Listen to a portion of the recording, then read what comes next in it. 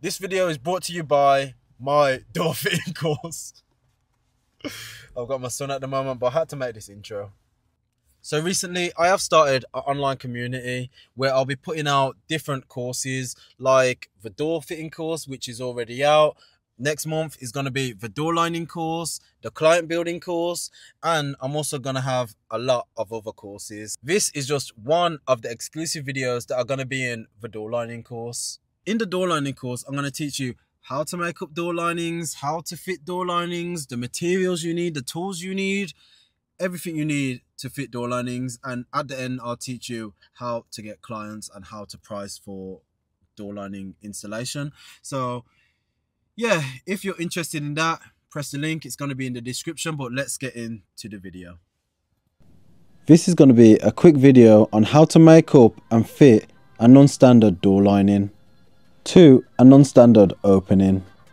To give a bit of context, the builder is putting a toilet and sink underneath the stairs, but this opening isn't wide enough to suit a standard door frame. So what we have to do is make up a frame to suit this opening. In this part of the course, I will show you how we do this.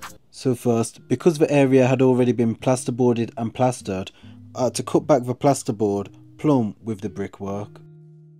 So I set my laser level up where the brickwork is, and then using my multi-tool I make my cut following the plumb line.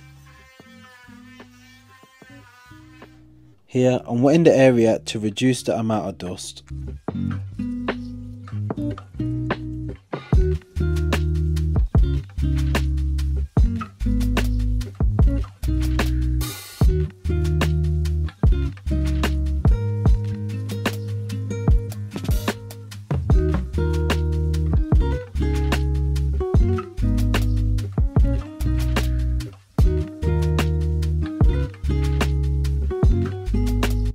Because the height is also non-standard, meaning I can't get a suitable height for a standard door, I use my tape measure and measure up to determine the height of the frame.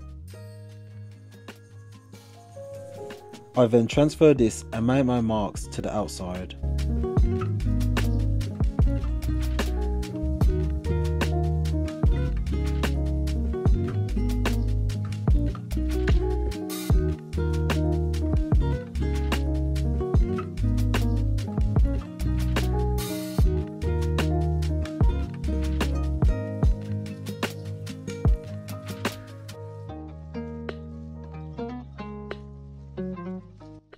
And this is the opening in which I'll put the door frame. Now there is another way of which I could have done this. I could have chopped out the bricks, but the client wanted it done this way. Now that the opening has been prepared, I take my measurements, measuring the top, middle and bottom.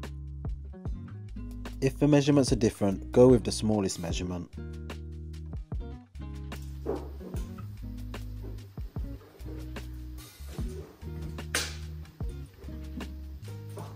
When taking measurements, it's always best to write them down.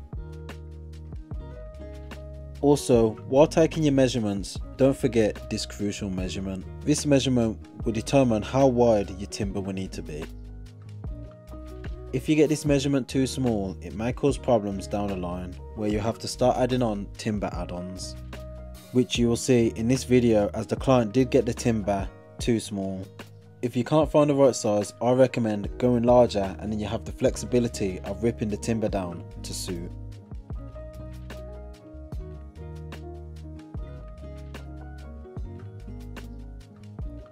So here we have the door lining head.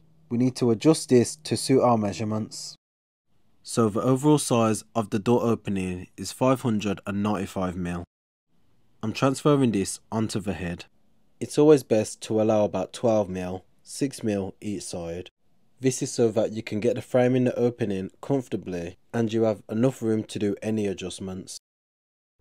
Now here I just get my square and square my line across. I then get my leg, pull it up against the line and then make my mark for the thickness of the timber. Once I've made my marks, I then can start making the recess. Here I'm using a circular saw, but you can use a miter saw or just a normal hammer and chisel. I set the depth to the machined recess that has already been made. Once the depth has been set, I then make a series of cuts working in between my lines.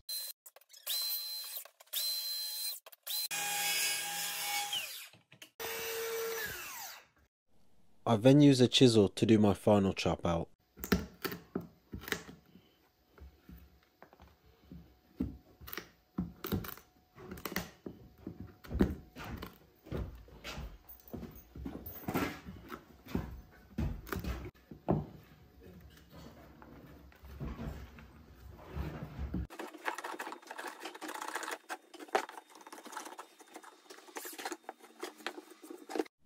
To check if you've gone to the right depth, use a combination square.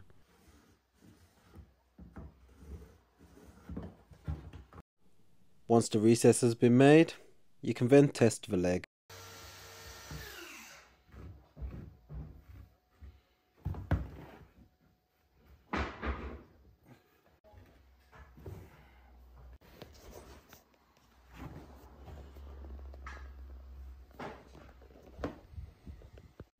Now we can just make up the frame as usual, putting glue in the grooves and then fixing the legs in place.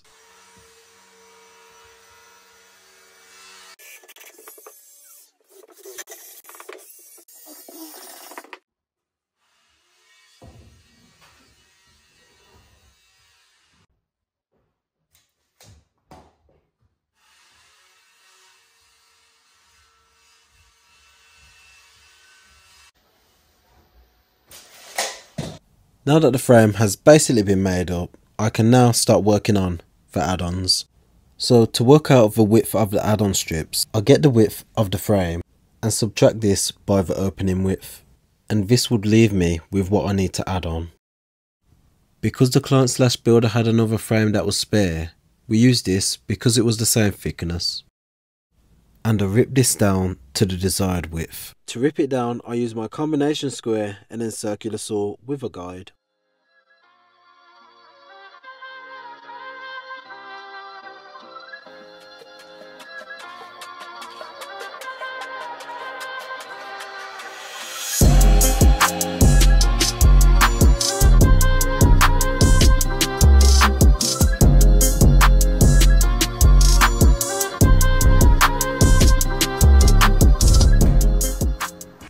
Once the head and the legs have been cut, I then put them in place in line with my already made up frame. Once in place, again I make my marks on the head for the recess.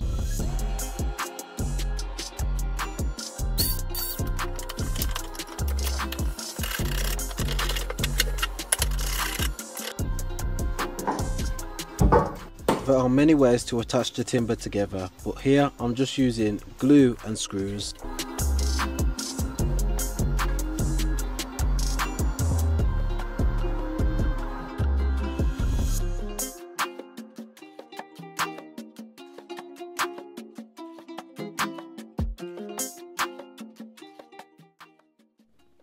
Once the glue and the clamps are on to hold it in place, I then get my 80mm drill bit and make a series of holes. This is to countersink the screws so they can go deeper in the timber.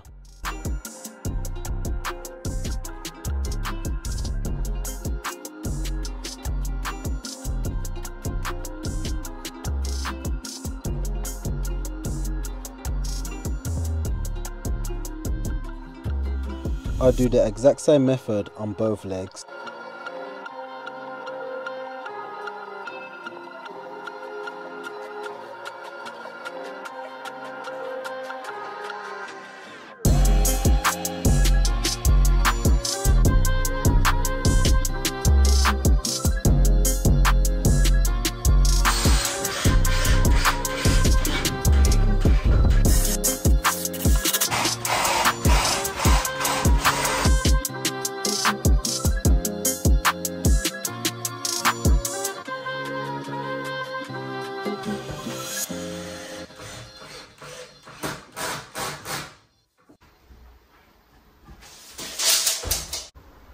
Now that the door frame has been made up and the add-on strips have been added, it's time to cut down the door frame to the right size and cut off any overhangs.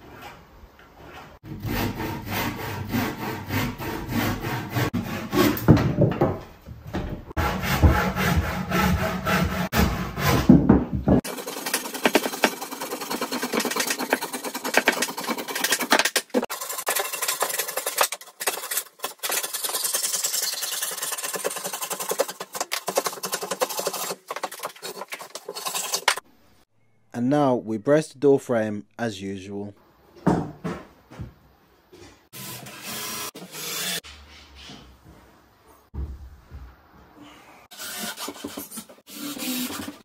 Now that the door has been braced, it's time to get it in the opening and get it plumb and level.